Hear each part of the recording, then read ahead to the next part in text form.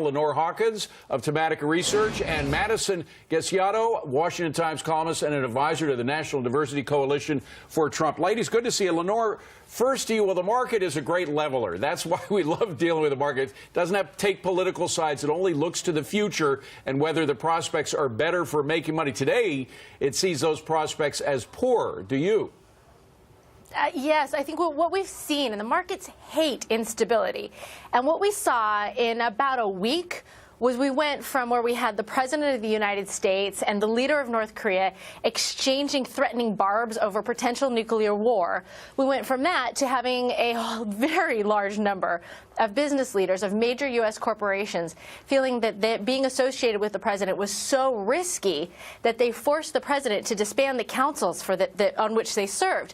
All of that the market didn't expect a few weeks prior. Yeah. That makes everyone a little bit nervous. It made people nervous, but Madison, what was is that there's more concern right now, it appears, than there was last week over thermonuclear war. I mean, what the market really cares about, let's face it, are tax cuts, and anything that endangers those tax cuts. That's why I'm wondering about Mitch McConnell. He failed with health care. He did succeed in getting a Supreme Court justice through, but if he fails on tax cuts, he's toast, no? Oh, absolutely. But I think this is one thing where we're going to hopefully see congressional Republicans come together in support of the President of the United States. You know, I've spoken out many times against them in the way that they've behaved since January 20th and not supporting this president who was elected to put forward this agenda to support the American people and to provide them with improvements in many of the areas which they've experienced need and have not been served by their congressmen. So I think it's a very important stage that we're at right now. And you know, so many in the media, as well as the political adversaries of the president, would like for people to believe that, you know, the White House is in chaos. We're not going to get anything done. But I think when it comes to tax cuts, this is something that has to be done across the board. It's not a Democrat or Republican issue. Yeah, and speaking of that, pushing forward on tax reform, President Trump taking aim at lawmakers standing in the way of his agenda. But he is still promising Americans that tax cuts will happen. We're giving you the biggest tax cut in the history of our country. The Democrats are going to find a way to obstruct. It's time to pass a tax cut for the middle-class families. We will make America the best place in the world to hire, grow, and start a business again.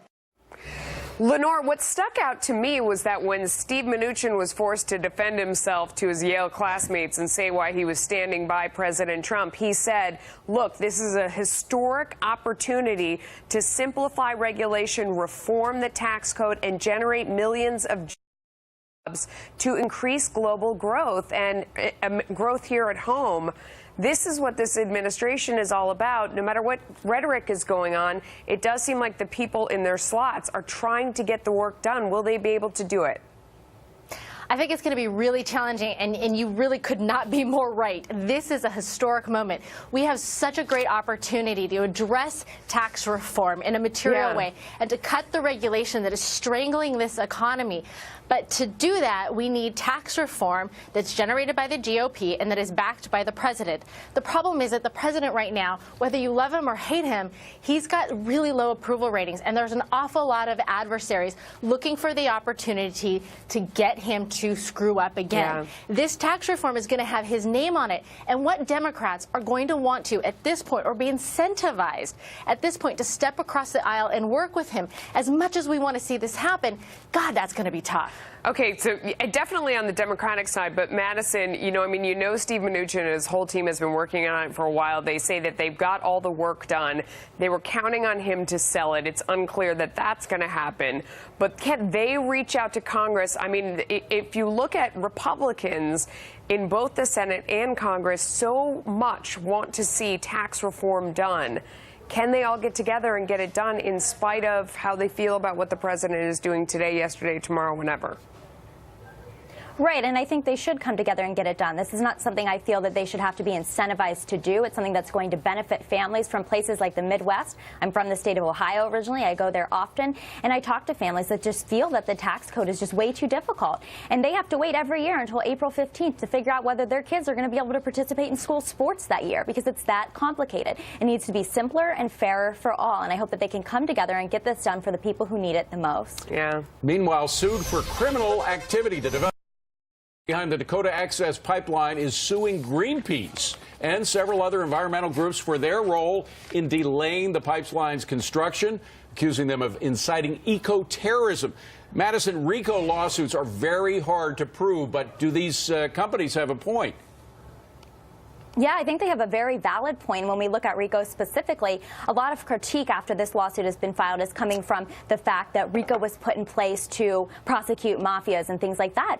But I think that the point they're making in this 187-page lawsuit is that a lot of these tactics used by Greenpeace and the other organizations that they've colluded with are similar to those tactics used in the past by organizations that have been prosecuted under the RICO Act. And I think it's going to be very interesting moving forward when they put forth these examples, of different violent acts and destruction of private and federal government property. Lenore, I'd go after bigger fish. You know who I'd go after? I'd go after Al Gore. If I was a coal company, I'd go after Al Gore for the damage that he caused, billions and billions and billions of dollars, thousands of jobs.